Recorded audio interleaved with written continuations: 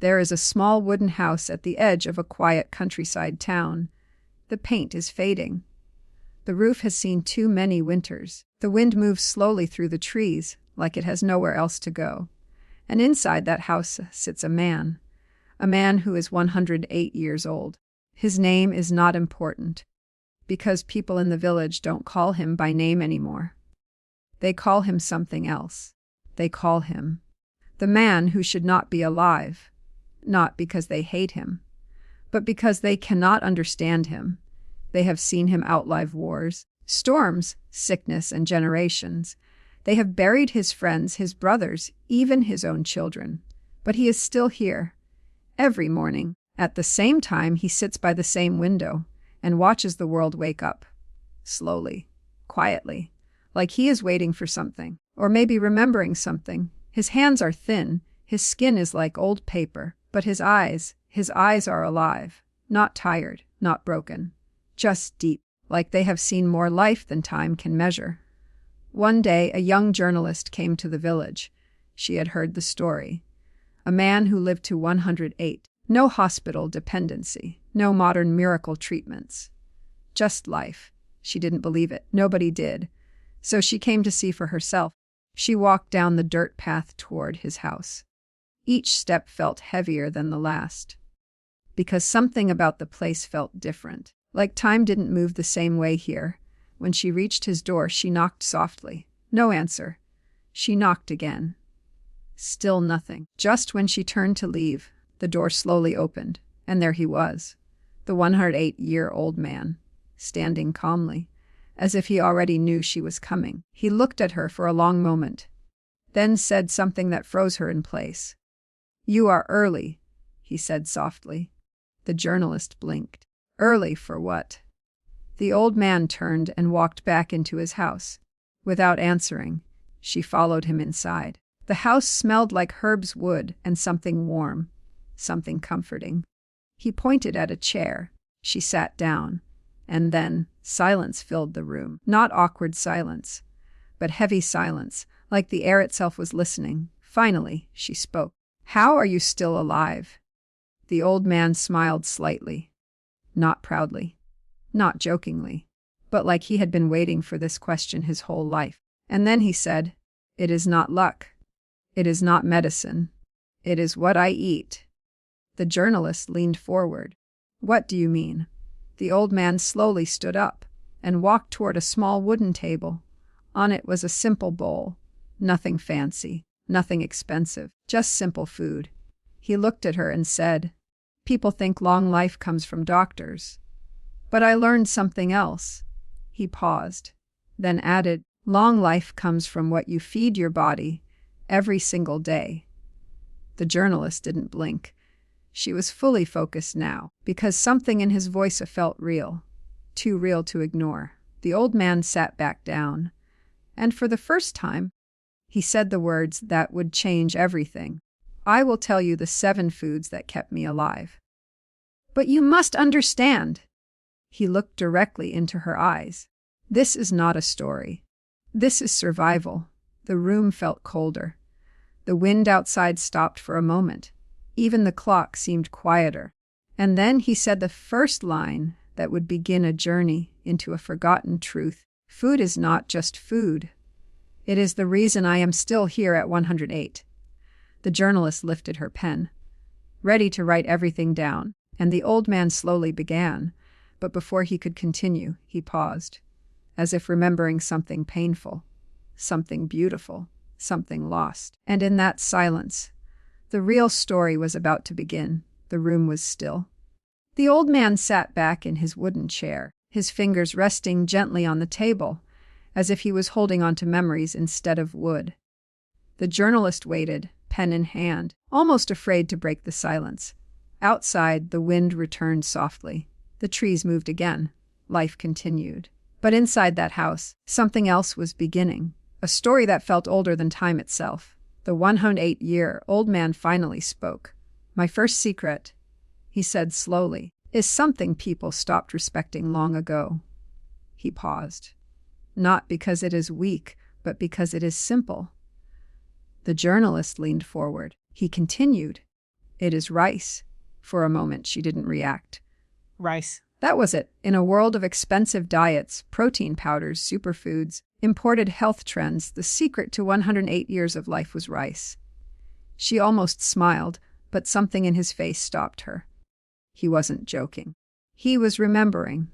The old man stood slowly and walked toward a small shelf in the corner of the room. He opened a cloth bag and poured a handful of grains into his palm. They were plain, small, ordinary, but he held them like they were gold. "When I was young," he said, "we were not rich. We did not eat for pleasure. We ate for survival." He closed his hand gently. Rice was not a choice. It was life. The journalist asked quietly, "But how did that help you live so long?" The old man nodded slowly, as if he had been waiting for that question. "Because we never overcomplicated food." He turned back toward her. "We didn't eat to impress anyone. We ate to live." Then he sat down again. His voice became softer, almost like a whisper carried through time. "Modern people are confused," he said. "They eat too much but nourish too little." He pointed toward her notebook. "You will see food everywhere today. Fast food, sweet food, processed food. But their bodies are always tired." He paused again. "Because they forgot something important." The journalist asked, "What did they forget?" The old man looked at the rice in his hand again. "Balance." He gently placed the grains back into the bowl. "When I was young, rice was always paired with simplicity. Vegetables from the garden, soup made at home, nothing artificial, nothing forced." He leaned back. "And we never rushed while eating." That last line hung in the air. Never rushed. The journalist realized something strange. She couldn't remember the last time she had eaten without rushing. The old man continued. "Today people eat while looking at screens, while worrying, while running. Their bodies don't even know they are eating."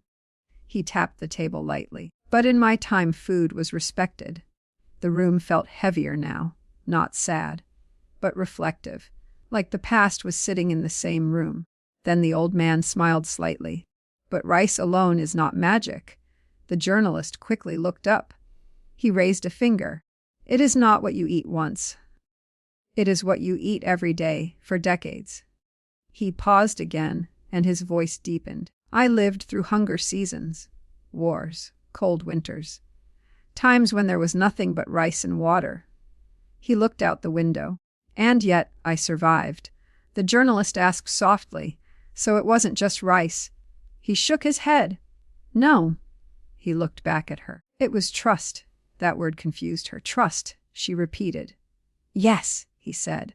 "I trusted simple food. I trusted consistency. I trusted nature more than trends."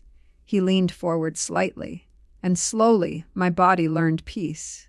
The room went quiet again. Not empty quiet, but meaningful quiet. Then he added something that changed the tone completely. "People today don't die because they lack food. They die because they lack understanding of food."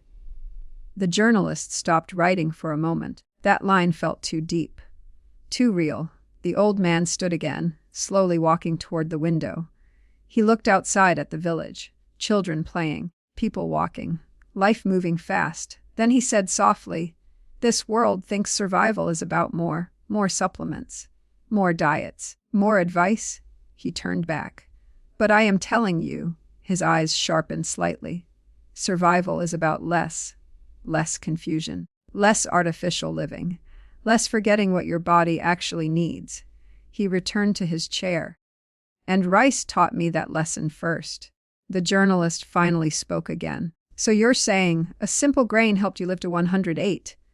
The old man smiled, not big, not proud, just calm. "I am saying," he replied, "that simplicity saved my life before I even understood what life was."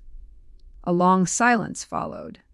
This time, the journalist didn't rush to fill it, because something inside her had shifted. She was no longer just listening to a story. She was beginning to question her own life. And the old man, he was not finished, not even close. Slowly, he looked at her and said, This was only the beginning.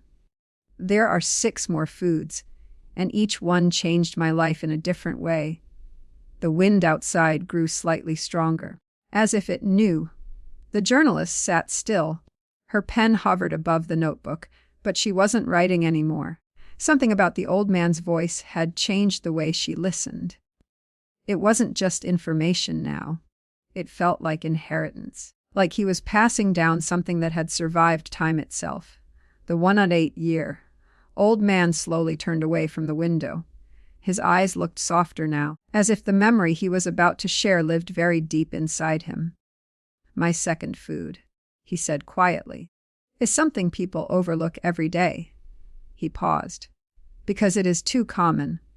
The journalist immediately leaned in. Too common again. The old man smiled slightly. Yes, the things that save us are often the things we ignore. He reached down beside his chair and pulled out a small woven basket. Inside were green leaves, fresh, simple, alive. Spinach, he said. The word hung in the air like a quiet bell. The journalist blinked. Spinach. He nodded slowly. This green leaf, he said, is one of the reasons my heart is still beating at this age. The room felt warmer for a moment, as if the memory itself carried life. He picked up a leaf and held it gently between his fingers. When I was young, he continued, we didn't understand vitamins. We didn't understand nutrients. We didn't have doctors explaining everything. He smiled faintly. But we had gardens. The journalist looked up.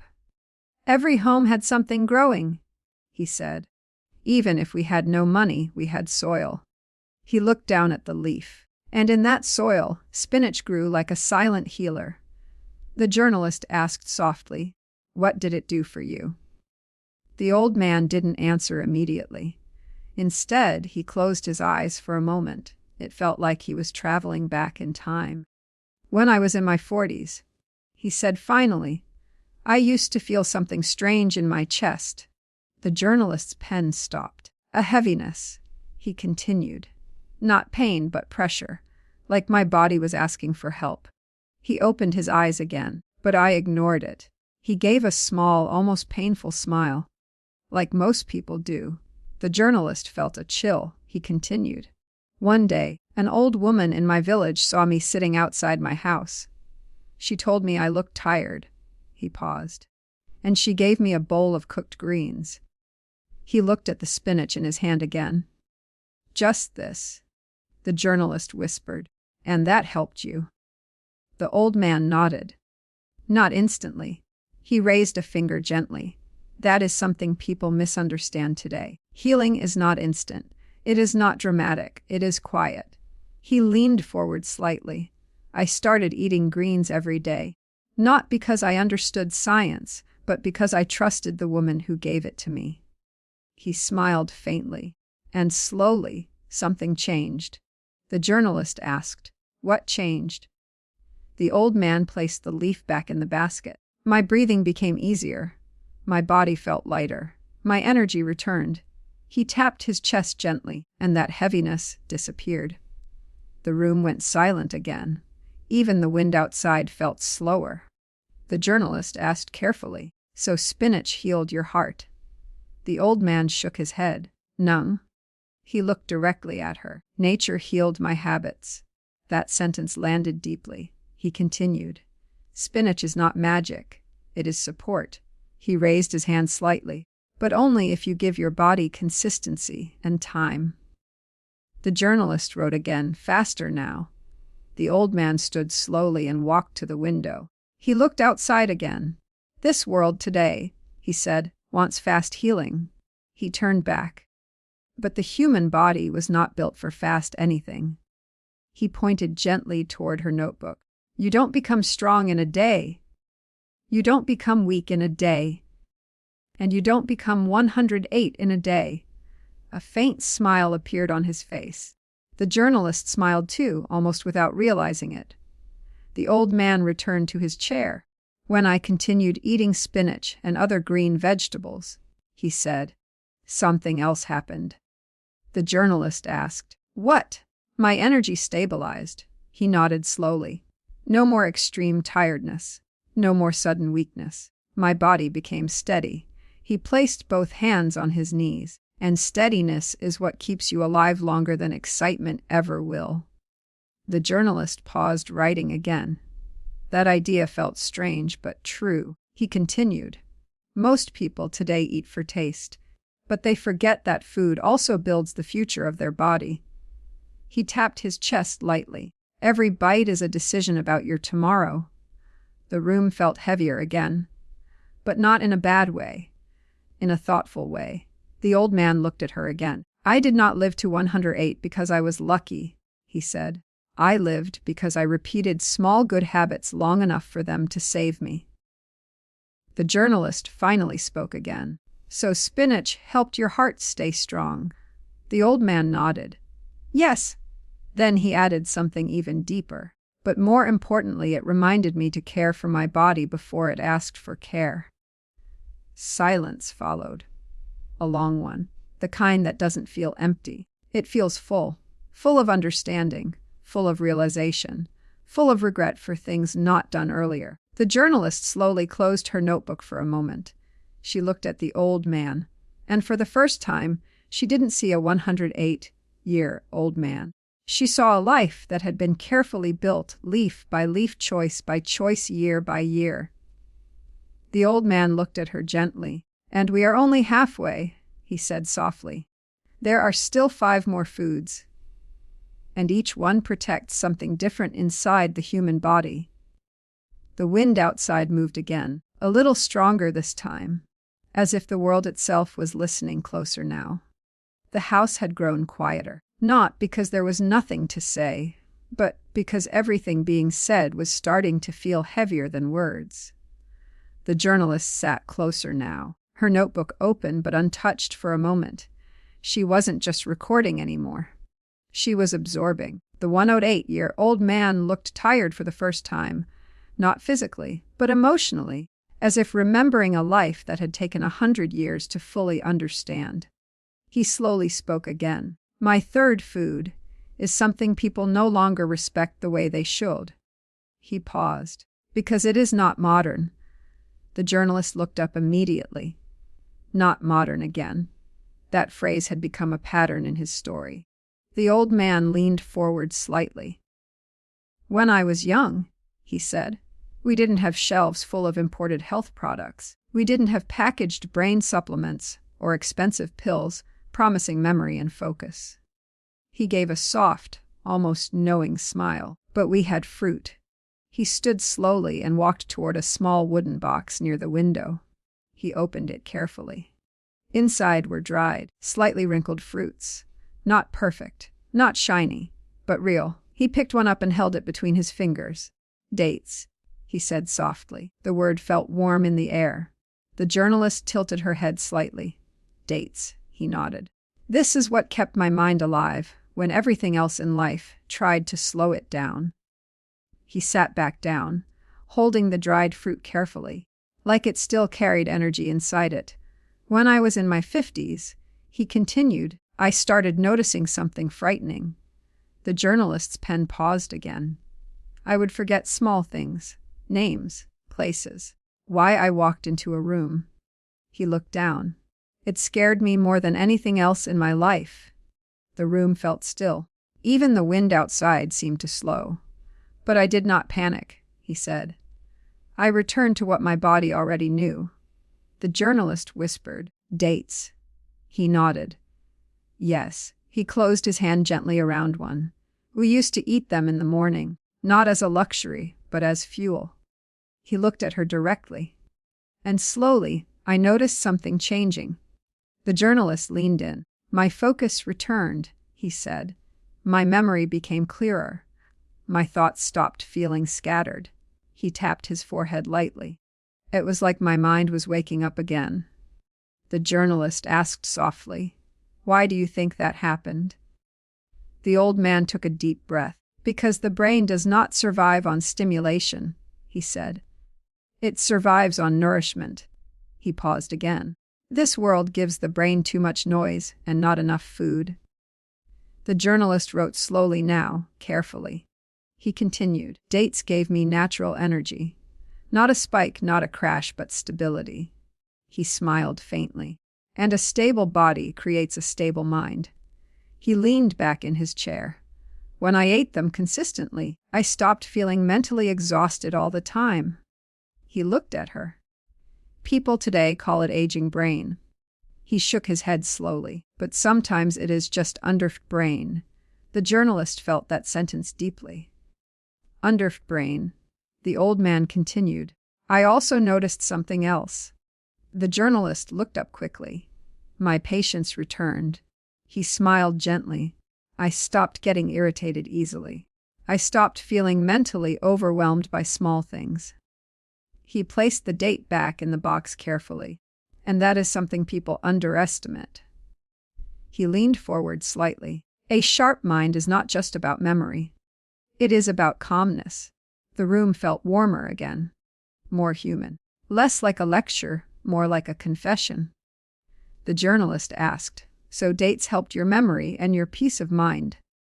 The old man nodded. Wes. He paused. But only because I did not treat them like magic. He raised a finger slowly. I treated them like consistency. He looked out the window again. In my time, we did not chase health trends. We repeated simple habits for decades. He turned back. And that repetition built my life. The journalist sat back for a moment. She looked at her notes. Rice, spinach, dates. 3 simple things, 3 ordinary things. Yet somehow they were shaping an extraordinary life. The old man spoke again, softer this time. People think living long is about avoiding death. He shook his head. But it is actually about building enough strength inside your body so life can stay longer. The room became quiet again, the kind of quiet that feels like understanding settling in.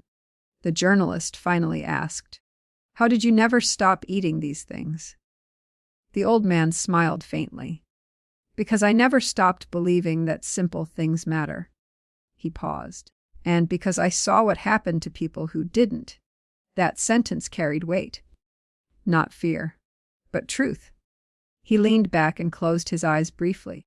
When you live long enough, he said softly, you stop believing in shortcuts.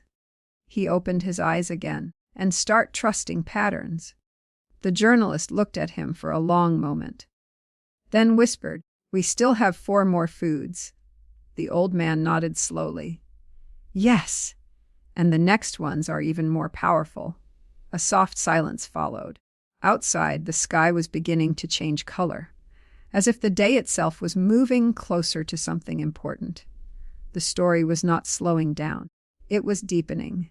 And the next food would reveal something even more personal, something tied not just to his body, but to his survival itself. The light outside the window had changed. What was once bright morning had slowly turned into a softer, golden afternoon. Shadows stretched across the wooden floor like quiet memories. The journalist realized something strange. Time felt different in this house. Hours didn't feel like hours anymore. They felt like stories unfolding one by one. The 108-year-old man opened his eyes slowly, and for the first time, his voice carried something heavier. Not sadness, but history. My 4th food, he said quietly, was not something I enjoyed every day. He paused. But it was something that kept me alive when life became difficult. The journalist leaned forward immediately. This felt different. More serious, more real. The old man continued. When I was young, there were times when food was not guaranteed. He looked down at his hands. Not because we were careless, but because life itself was unstable. The room grew still. War came. Winters came. And sometimes there was simply not enough. The journalist stopped writing. The old man took a slow breath. And in those times I learned the value of eggs. He said it simply, almost softly, like he was revealing something sacred. The journalist blinked. He nodded. Yes. He leaned back slightly. This is what many people today underestimate.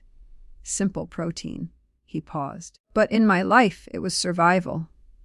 The journalist asked gently, how did eggs help you survive? The old man looked toward the window for a moment. "A's a young man," he said. "I worked in fields. Long hours. Hard labor. My body would weaken easily when I didn't eat properly." He placed a hand on his chest. "But whenever I had eggs, something changed." He nodded slowly. "My strength returned faster. My body recovered quicker." He looked at her directly. "It was like rebuilding what life was taking away from me." The journalist wrote slowly now. Every word felt heavier than the last. The old man continued. "People today think protein is only for athletes or fitness." He gave a faint smile. "But I am telling you, it is for survival." He leaned forward. "When your body is weak, it needs rebuilding blocks. Not excitement, not trends." He tapped the table gently. "Just repair." The room felt deeply quiet. The journalist whispered, "So eggs helped you recover during hard times?" The old man nodded. "Yes." He paused again. "But more importantly," his voice softened, "they taught me that strength is rebuilt, not gifted." The journalist stopped writing. That sentence stayed in the air. The old man continued. "There were days I had nothing else to eat except eggs and bread." He smiled faintly. "And I survived those days." He looked at her carefully. "That is something modern people forget." He raised a finger. "Even simple food can carry a life forward." The journalist asked softly, "Did you ever feel like giving up?" The old man went silent for a moment. A long one. Then he nodded slightly. "Yes." His voice lowered.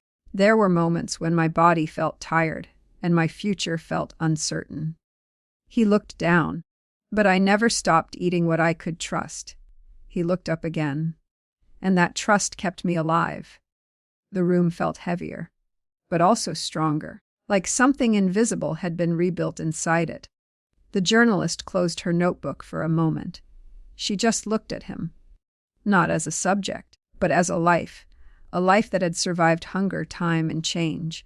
The old man slowly stood up again. He walked toward the window. Outside, the world looked normal.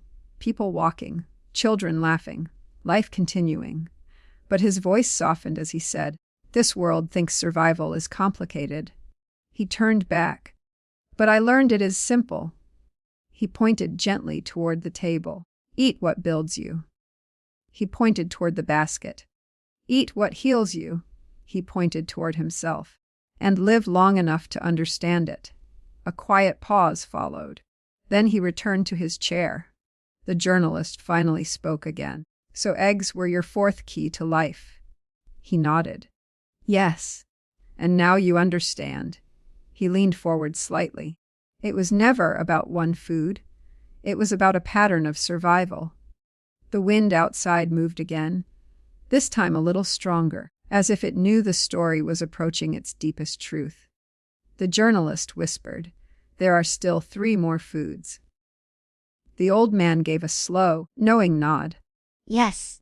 "And now we are getting closer to the part people remember most." A long silence followed, not empty, but full of anticipation, because what comes next was not just about food anymore. It was about the final reason he made it to 108. The house felt different now. Not quieter, but deeper. Like every word spoken inside it had started to settle into the walls, the air, even the light coming through the window. The journalist sat still, almost afraid to interrupt what was becoming more than a story. It felt like a confession from time itself.